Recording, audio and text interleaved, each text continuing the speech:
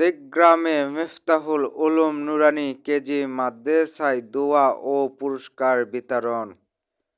বগুড়া জেলার নন্দীগ্রাম উপজেলার ৫ নম্বর ভাটগ্রাম ইউনিয়নে হাটকড়াই বাজারে মিফতাহুল উলুম নুরানী কেজি মাদ্রাসায় সকাল ১১ ঘটিকার সময় মাদ্রাসা ময়দানে পুরস্কার বিতরণ, দোয়া মাহফিল, বিদায় অনুষ্ঠান অনুষ্ঠিত হয়েছে।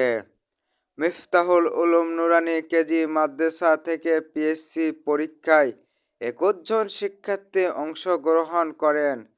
তার মধ্যে ১৯ জন শিক্ষার্থী A+ পেয়ে নন্দীগ্রামের মধ্যে সর্বশ্রেষ্ঠ ও প্রথম স্থান অধিকার করেন।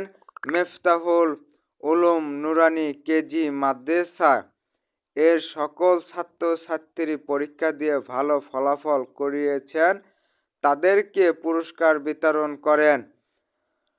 মাদ্রাসার একটাই উদ্দেশ্য, শিক্ষা জাতি মেরুদণ্ড, এই স্লোগানকে সামনে রেখে মিফতাহুল উলুম নুরানী কেজি মাদ্রাসা এগিয়ে যাচ্ছে।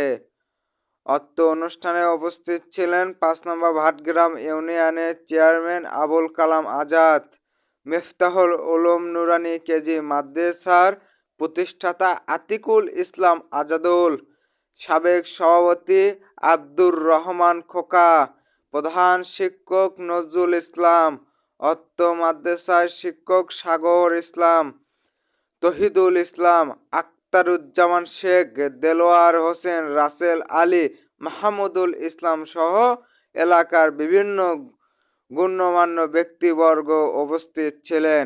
আরাফাত হোসেন, সাপ্তাহিক গণরায়, বগুড়া।